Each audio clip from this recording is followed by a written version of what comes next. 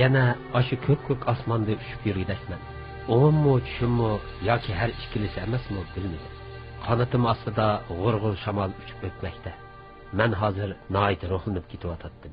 Vujudimda kuch-quvvat urg'ib turibdi. Zangarrang osmon, parlaq quyosh nuriga cho'milgan bepoyon dunyo. Bu ne kadar güzel manzara, ha? Men texmi ruhlanib, yanımı egiz o'rlidim. Ko'z oldimdagi buljirgan zar g'oyib bo'ldi. Endi menga dunyo texmi kengri yeyilib, ko'z oldimda bir yeşil dasturxondek ochiq namoyon bo'ldi. Bu ilgari men ko'rib baxmagan manzara, men ko'rib baxmagan joylar edi. Lekin men u yerga o'z makonimdek muomala qildim. Hamma yer o'xshashda go'zal ko'rinadi. Tuyuqsiz oldimda mahallalar, uylar ko'rindi. Pastda ushaq narsalar qimirlab yuradi. Men uning onam so'zlab beradigan odamlar ekanligini his qildim. Lekin ular menga ancha xatarlik emasdek ko'rindi. Onamga qayrilib yetgan bo'lsa kerak deb o'yladim. Yerda bechoralarcha o'milab yurgan oshijonlikning ko'kda uchib yurgan bizning qudratli ekanligiga zodila ishongim kelmadi. Balkim mening ularni tushunishga kallam yetmagan bo'lishi mumkin. Ishqilib men odamlarni ancha xatarlik his qilmadim. Onam odamlarning qo'rsig'ida hunarjiq. Faqat bo'lmasang, ular seni birdamdala mahbusga aylantirib qo'ydi degandi. Birdilla mening ularning qo'rsig'idagi hunarini bir ko'rib boqim keldi. Nimishqa ularning hunarini qo'rsig'iga solib oldiganligiga aqlim yetmadi. Asta-asta pastlab mahalla atrofini aylanishga boshladim. Menga endi hamma narsa aniq ko'rindi. Bu yerda odamlardan boshqa qo'y, kala, to'qi, ishqilib men ko'rib boqmagan nurg'un narsalar bor edi.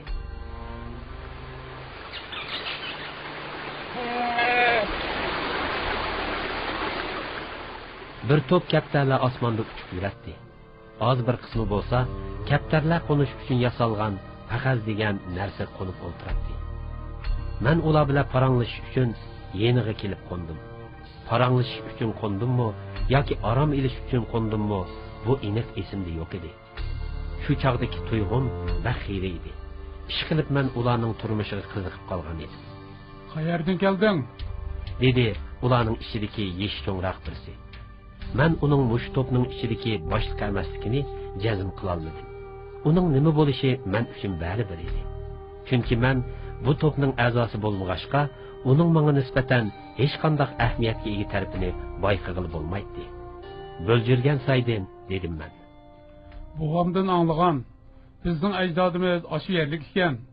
Biroq men u yerning bizdan necha oylik yiroqligini anglagan. Odatda biz necha kunlik yo'lga uchib bora olmaymiz. Balkim senmi nishondan adishib qolding-ku deyman." Men uning necha kunlik oraliqni ucha olmaydiganligini anglab hayron qoldim. Balkim xayrlik yetgandi deb o'yladim. U degan bo'ljirgan say, men kelgan bo'ljirgan say shumi, emasmi aniq hukm qila olmadim. Agar uning bo'lsa, men kelgan saydan kelgan bo'lsa, demak biz bir jamoat ham bo'lib qolardik. Men bu yerga ezib qilib emas, balki uchishni mashq qilib etib kelib qoldim. Bir necha kungacha bir narsa yemaymi ucha olayman dedim javoban. U menga hayronlik bilan qarab qo'ydi. "Balkim sen yova kapta o'xshaysan. Ularning hammasi shunda deyishidi. Biroq bizda unda jangovarlik yo'q. Faqat qondoq va qafasdan boshqani o'ylamaymiz. Men mushu mahalladan neriga o'tib boqmadim. O'tib nima kapti? Qonay desang tag'izing, yatay desang qapizing tayyor tursa, jafo tortibmi ishmi? Uning ustiga bola chaqaloq bo'lib qoldim.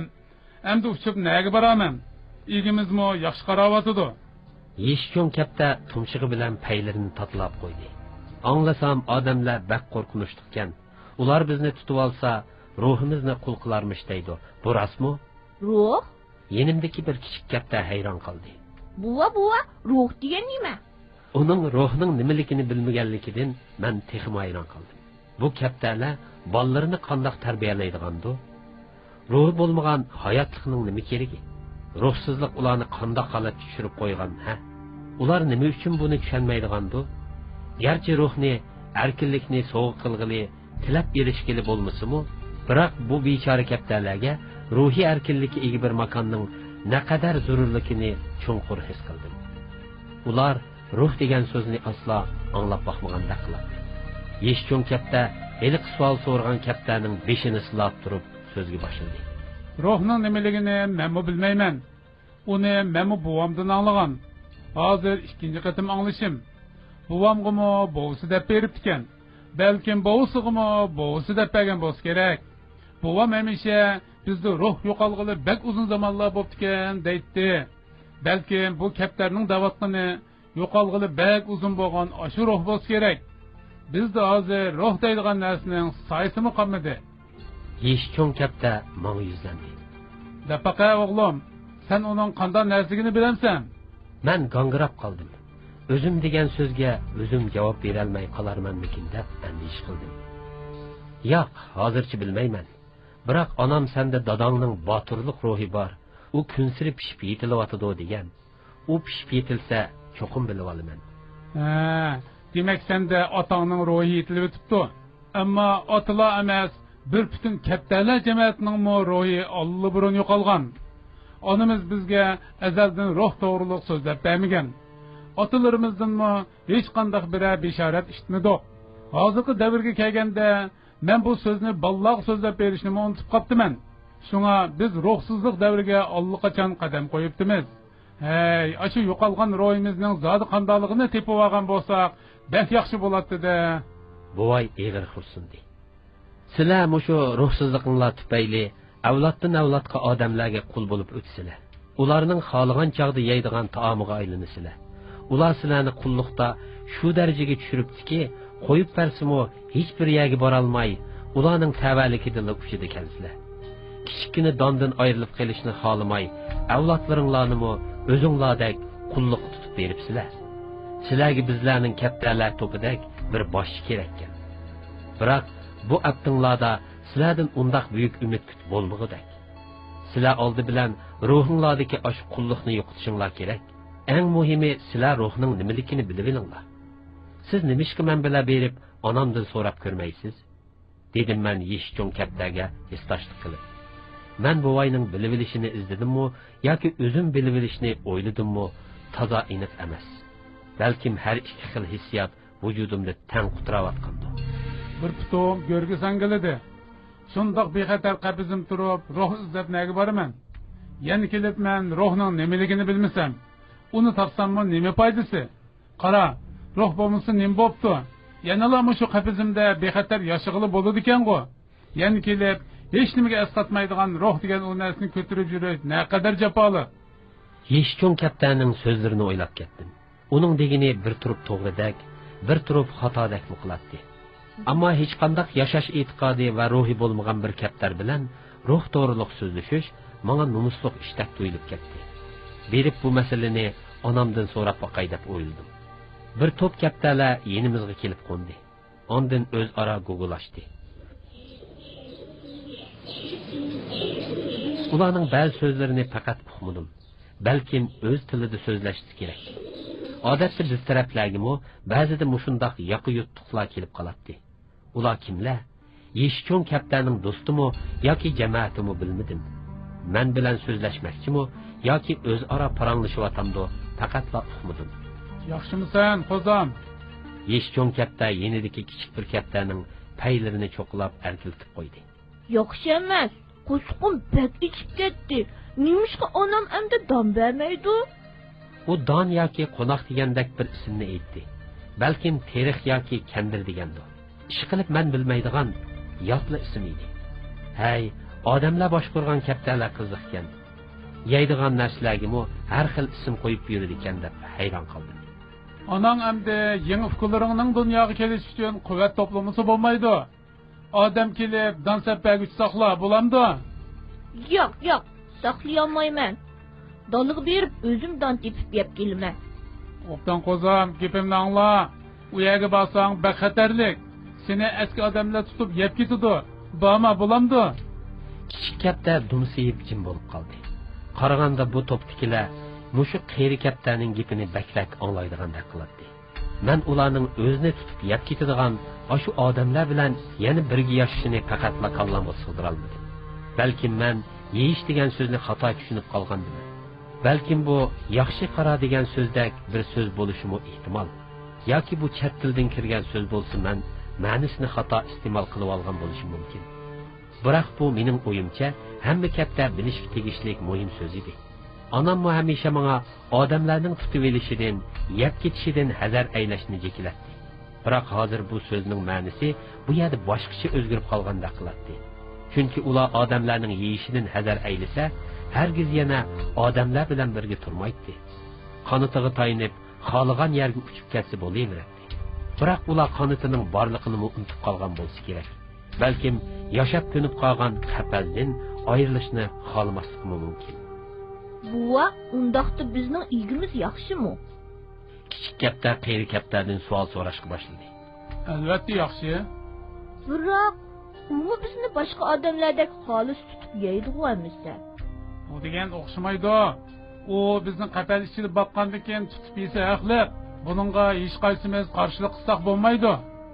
Men oxiri yeyish degan so'zning iste'mol ma'nosining o'xshashligini bayotin ortiqcha gumon qilib yurganimni tushundim. Biroq igimiz bergan donlarni cho'nglar yevilib, menga hech nima oshmasa, men qanday qilaman? Men kunsir o'riqlab ketyapman. Yashashqimi amalsiz qoldim. Senmi asta shundoq cho'ng bo'lasan. Cho'nglardan qandoq yeyish kerakligini o'rganasan. Yeyishga tegishli narsani hargiz boshqalarga bermaydigan bo'lasan. Biz yashagan muhit mushundoq o'g'lim. Biroq buva bu bo'ldi, qo'zon jiq so'zlab ketding. Katta degan qanoatchan bo'lish kerak.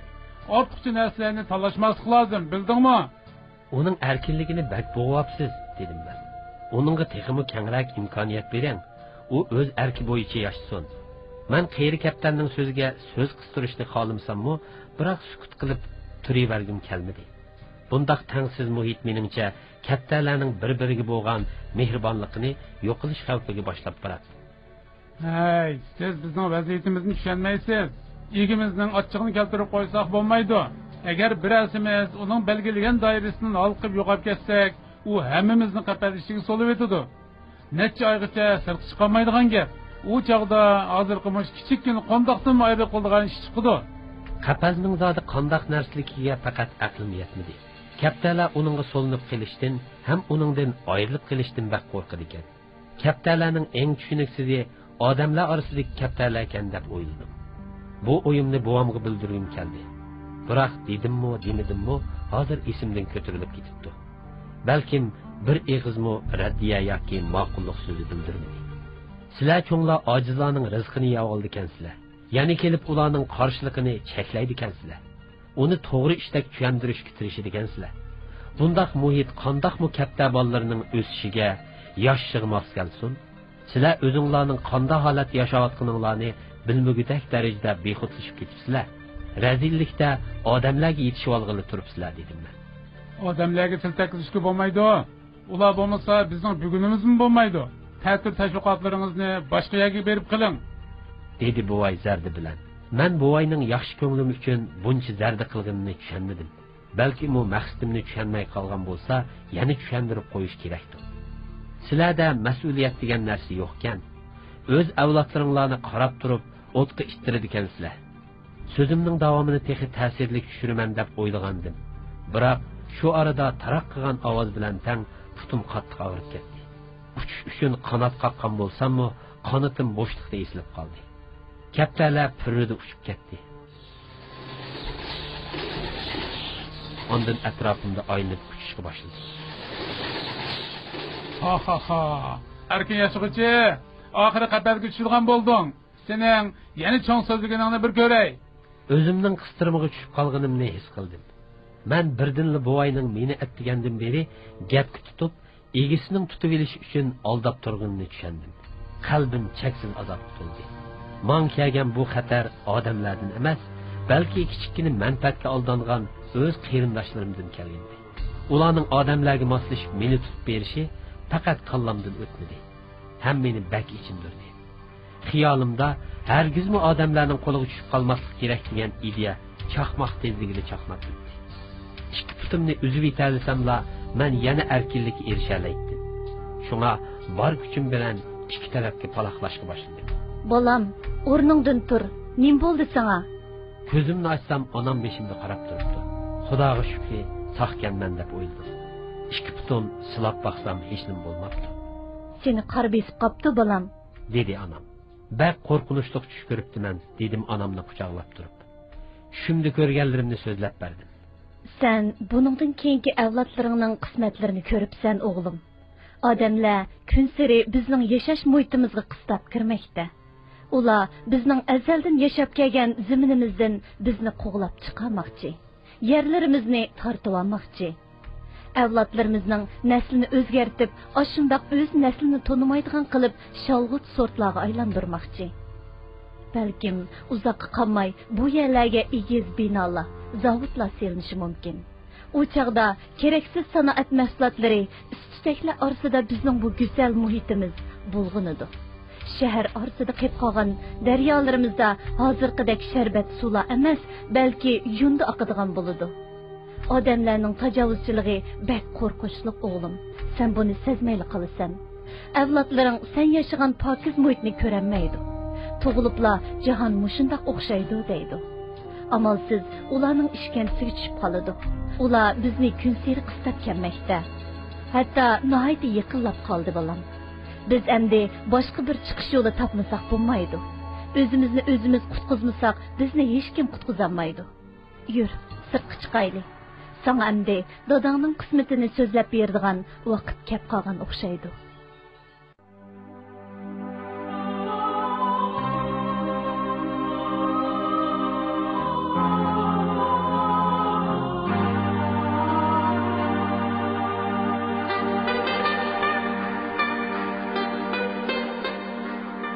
Onam meni o'ziga agashtirib sirtga chiqdi.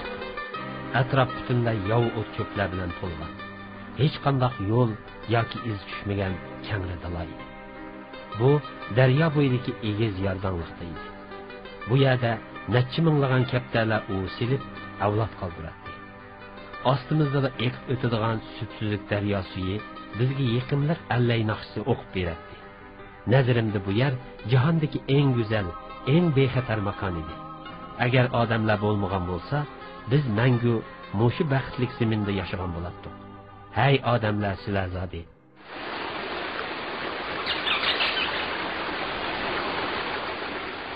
Mana bu sening makoning. Mana bu ajdodlaring yashagan zamin. Sening buvang, dadang mushu makonni gullandirib, mushu kaptalar to'piga boshchilik qilib o'tgan. Shunga bizning ularning orasidagi inovatimiz yuqori. Shundaqla zimmamizdagi yukimizmi ig'ir. Men seni dadangdek botir, azmat bo'lsin deb har kuni tong saharda uyg'otib, necha chaqirim yerga opirib uchishni mashq qildiraman. Qanotlaringning kuchini oshiraman. Muskullaringni chingitaman. Aql zehningni urg'itaman. Har vaqt sagak turishni o'gitaman. Sen hozir jismoniy jihatda xili pishib yetilding. Endi aqliy jihatda pishib yetilishing kerak bolam. Odamlardan har vaqt sagak bo'l. Ular yedi yuzla bizga chiqilmaydi deb o'ylama. Miltiq degan narsa orqaliqla ular seni necha ming metr egizlikdan mullaq atqizib yetalaydi.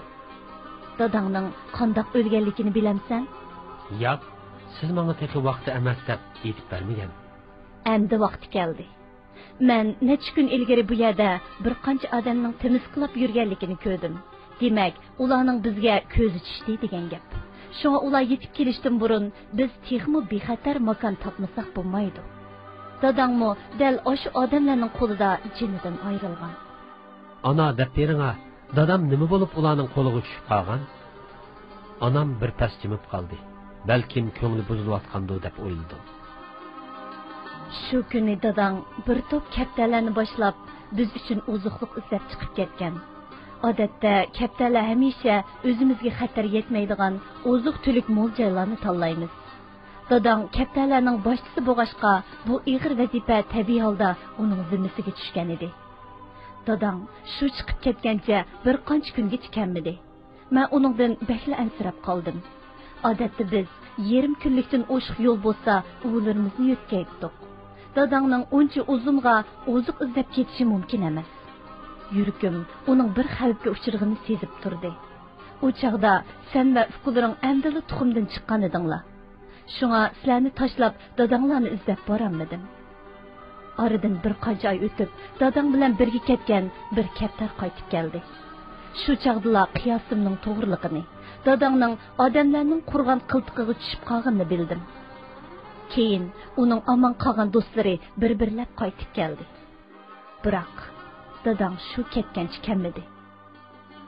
Men onamni yig'lab salamdikin deb o'yladim. Biroq uning ko'zida bir xil qaysarlik nuri chaqnab turardi. Dadam nimish qaytib kelolmabdi? Men taqozolik bilan so'radim. Dadang degan kaptarlarning podshohi. Uningda shuni uchishliq ruh bo'lishi kerak. Agar u o'zini qo'g'dayamasa, bu kaptarlar to'pini qanday qo'g'daydi? Bir podsho boshqalarning qulluqi ostida yashab, qandoqmi yana qaytib kelib, bu to'pga boshchilik qila oladi. Uning birdan bir yo'li hargizmi boshqalarning qulluqiga bo'ysunmaslik. Dadang odamlar tarafidan tutilib, qafasga solab qo'yilgandan keyin biz Yava Kaptar Shohlar jamiyatining odati bo'yicha tilni tishlab uzibdi. U bir daqiqa bo'lsa-mu qafasda yashashni o'ziga ravo ko'mabdi. Qafas uning qizil qini bilan yuyilibdi. Dadang odamlar silib bergan don suvni ichmay, yemay, to'p-to'g'ri bir hafta yashab, oxiri ularning qo'lida botirlik bilan qurbon bo'ldi. Mana bu bizdagi haqiqiy erkinlik ruhi o'g'lim. Senmi dadangga o'xshash mangu erkinlikning qo'g'dug'uchisi bo'l. Ana, dadam nima uchun boshqa kaptarlarda fursat tepib qechib kelmaydi? Dadang bolalarining qul bo'lib qilishini xohlamaydi. Ular dadangni tutib olib, uni boshqa kaptar bilan juplab avlod qoldirmoqchi bo'lgan. Biroq dadang hargizmi keyingi avlodlar uchun bundoq nomusliq yashash muhitini qoldirishga vijdoni yo'l qo'ymagan. Sen shuni ko'rgan kaptarlar dal bolalarini qulluqqa tashlab, hayotini saqlab qolgan kaptarlarning avlodi bo'ladi. Ular hozirga qadar odamlarning qo'lida ruhiy qulluqda yashayotdi. Bundoq yashagandan o'lim ming afzal. Sen dal oshundoq botur kaptarning farzandi. Sen mangu mushu ruhni unutib qolma bolam. Onamning so'zlari ruhimda uzoqcha zilzila paydo qildi. O'zimning shundoq bir botur dodining farzandi ekanligimdan cheksiz shodlandim. Menga tegishli bo'lgan intayin iftixorlik, baxtli bir ruhning tenimda birdilla bosh ko'targanligini his qildim. Butun qalbim, vujudim kuch va iftixorga to'ldi. Qalbimdagi barliq muhabbat bilan onamni mahkam quchoqladim. Barg'in bolam, seni elga kaptarlar to'piga beg'ishladim. Ular boshsiz qolmasin. Yaqindan beri odamlar bizni har xil yo'llar bilan tutib ketyotdi. Shunga sen biz uchun texmi bexatar makon top. Xo'sh bolam.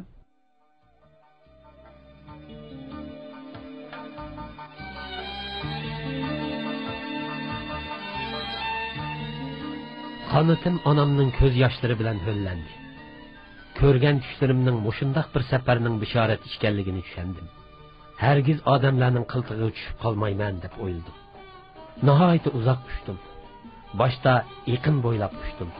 Keyin bir mahallaga kirib qoldim. Bu men tushimda ko'rgan heliqi mahalla emas edi. Ham uningdek qo'rqinchli ko'rinmaydi. Biroq men shundoq bo'lsa-mu uningdan hazar aylab, nihoyat egiz uchdim. Qanotimda yetarli kuch bor edi. Quliqimda hamda odamlarning shavqini emas, balki shamolning g'urg'ur suqqan ovozi anglanishga boshladi.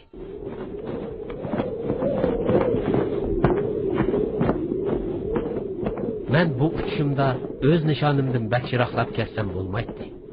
Agar bak uzoq ketadigan bo'lsam, bizning ko'chishimizga ta'sir etadi. Rostini aytganda men onamning ko'chish to'g'riliq fikriga anchalik qo'shilmaydim. Bizning makonimiz nihoyat egiz, yon bag'ir tik qiyoning ustida edi. U yerga odamlar tugul, quchar qushlarmi tasdiqona olaydi.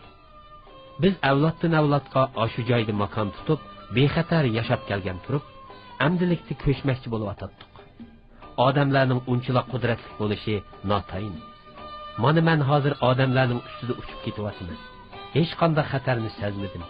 Balkim onam ziyoda sezgirlashib ketgan bo'lsa kerak. Kash kirib atrof gugum qorong'ulikqa ichiga g'arq bo'ldi. Bir kun uchib harg'inlik yetgan edi.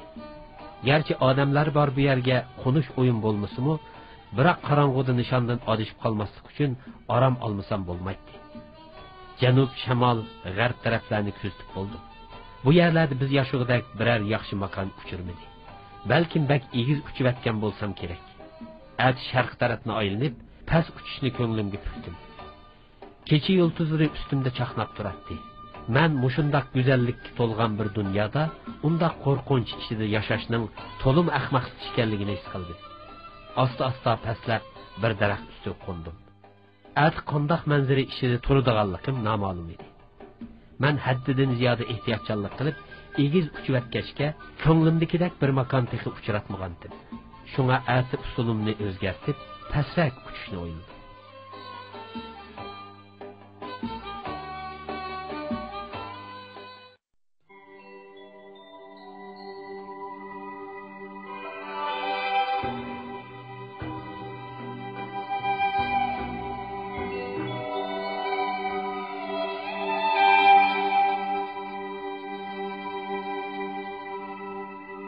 Mo'ngliq bir ovoz shirin uyqumni buzivatdi.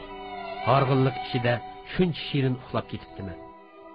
Bir to'p katta atrofimda uchib yuradi. Ularning qanatidan mo'ngliq ovoz keladi. Men hayron qoldim. Ular ba'ayni menga o'pma o'xshash kattalar edi. Turib ular men tushimda ko'rgan kattalarga o'xshab qoladi. Turib o'xshamaydi. Tunigun bir kun hech nima yemay ushqashqa hozir qo'rqim ichib ketgan edi. Men ulardan bu yerda bexatarroq bir o'tlaydigan yerning bor yo'qligini so'ramoqchi bo'ldim. Ular yo'nalishni o'zgartib, birdinla mahalla sirtiga qarab uchishga boshladi. Men bu ularning keynidan ergashdim.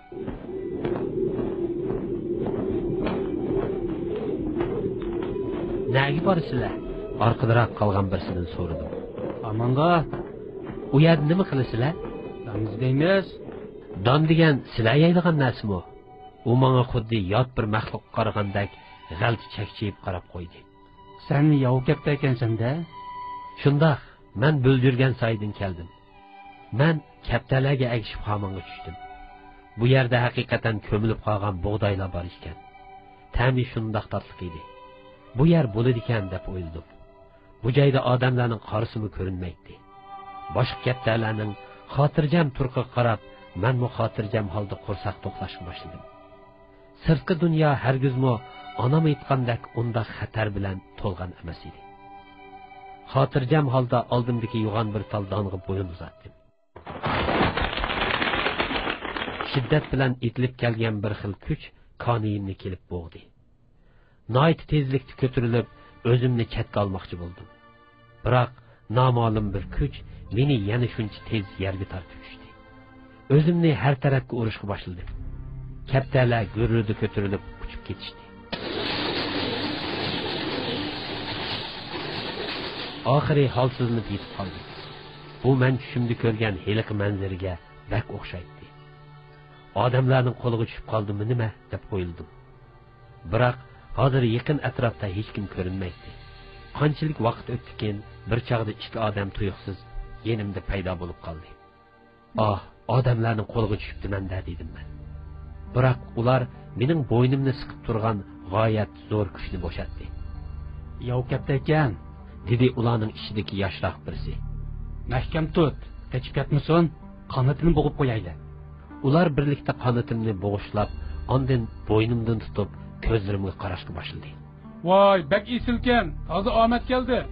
Cho'ngroqi meni qo'lga ilib qarab ketdi. Buning bizga qilch foydasi yo'q. Qo'yib o'tayli. Qara, u olli burun tilin tishlab uzyapti. Bunda kaptaga uchrab qolganda qo'yib o'tmay amal yo'q. Odatda kaptalarning boshchilari shunda bo'ladi. Hech bo'lmasa uni bir o'ba ko'paytib oldi. U endi don yemaydi, suv ichmaydi. Toki o'lib ketishdan bilan qarshilashadi.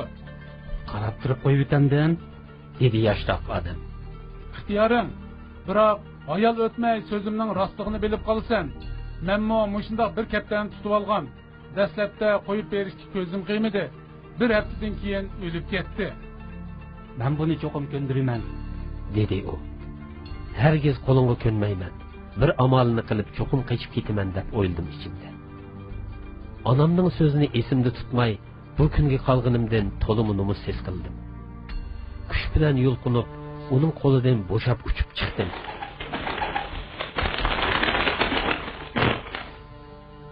Biroq ancha uzun bormayla yerga go'yo bir parcha chalmadak pokkida tushdim. Kasofat, elimi yaxshi qonitingni bo'g'ib qo'yganim. Bo'lmasa qayerlarga ketib qola bo'g'iydim.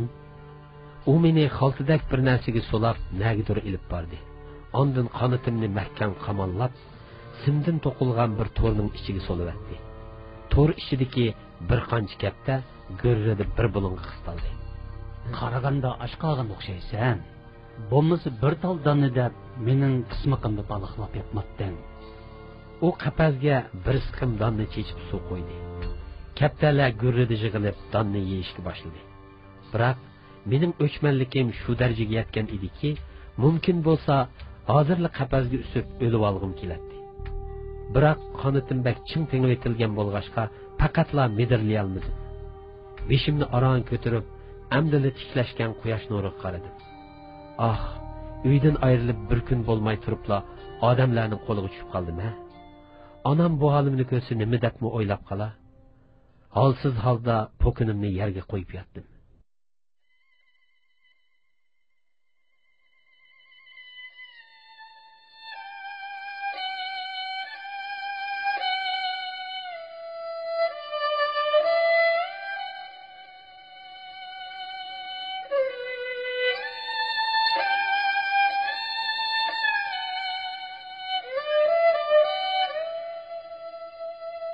Şimdi anamni ko'ribdiman. U ko'p-ko'k havo bo'shliqida turib, meni yeniga chaqirdi. Turibla yenida dadamni paydo bo'lib qopti. Uning qomati shundoq ko'rkam bo'lib, to'limi havisim keldi. Ular meni chaqirgandek qildi. Balkim quliqimga shundoq anglangandir. Men ularga qarab uçdum. Uçgan siri ular mendan jiroqlashdi. Uçishdan to'xtasam, ularmi jiroqlashdan to'xtatdi. Uchiverib og'zim qurib ketdi. Ana su deb uyg'onib ketdim. Beshimda hiliqi odam so'zlab o'tirdi. Bu bak joyil gapda ekan. 5 kun bo'ldi ishini yemaydi. Uni boqqanning foydasi yo'q demedimmi? Bu hiliqi kundagi yoshli cho'ngroq kishi edi. Endi bundaq turaversa o'lib qoladi. Buningdan ko'ra bolalarimga sho'rpi qilib beray. Uningdan qanchalik sho'rpi chiqmoqchi edi? Balki endi yesang sana ziyon qilib qilishi mumkin. Yaxshisi qo'yib. Bundaq esil sotib ketganini qarab turib o'ltirib qo'ysak bo'lmaydi. Biroq uni qo'yiversam bu bizga hech qanday foydasi bo'lmaydi-da. Hozirmi baribir foydasi yo'q. Boshdan sho'rpi qilib etadigan gapdan to'q. U sangilab turgan qanotimni bir pas tutashtirib, ondan meni qo'yib qo'ydi.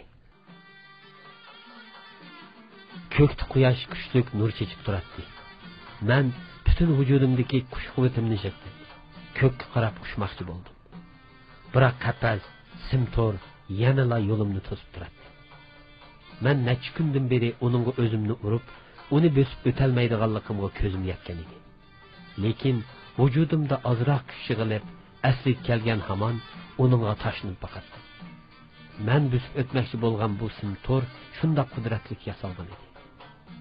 Uningga odamlarning yuksak aql parosati jamlangan bo'lib, uningdan sirtdagi barliq erkinlikni ko'rib turg'ili bo'ladi. Biroq uningga hargiz erishgili bo'lmaydi. Qapaz ichidagi havo bilan sirtdagi havo o'xshash, biroq yashash shakli o'xshamaydi. Bu to'rini tuqqan odamlarning niyati shundoq qora ham bag'ri shunchalik qattiq edi. O'z erkinligi uchun tinimsiz kurash qilayotgan bu kichikina jonning jasorati ularni qilch ta'sirlantira olmaydi. Endi ularga qilch foydam tegmaydiganligini bilib turibmi, meni ruhiy qulluqqa olmoqchi bo'ladi. Jondan boshqa hech nima qolmagan bu kichikina jismimni qiynash orqali o'z maqsadiga yetmoqchi bo'ladi.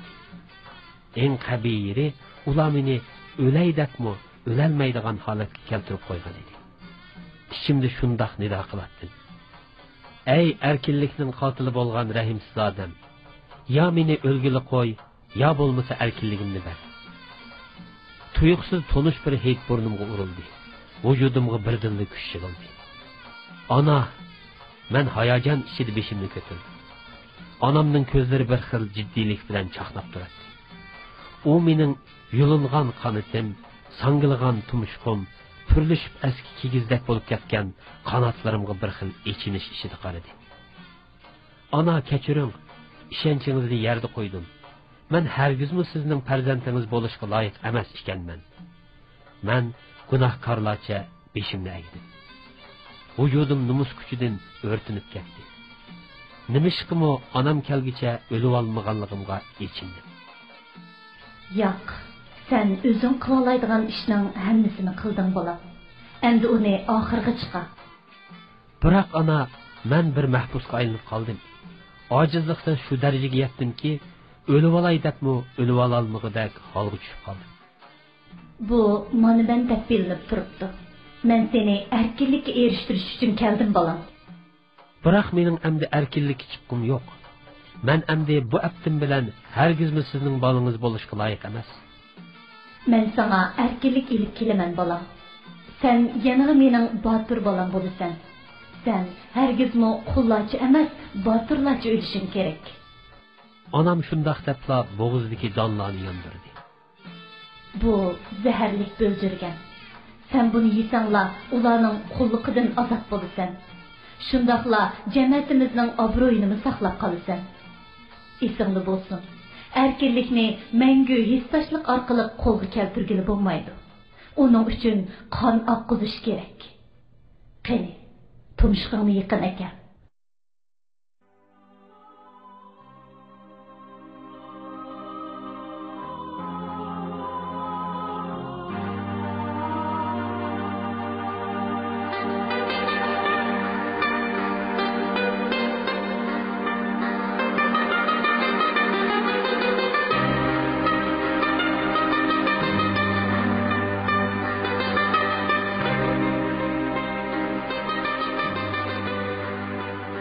Men onamning qat'iylik chaqnab turgan ko'zlariga oxirgi etim tikildi. U shunchalik xotirjam, shunchalik qaysar edi. Men puchilib, sangilab qolgan tumshug'imni uningga tangladim. Bu erkinlik uchun qurilgan to'saqlarning qurboniga aylanib ketgan eng qudratli qurolim edi. Biroq u rahmsiz to'saqni cho'qila verib, oxiri sunib mushunda holatga kelib qolgan edi.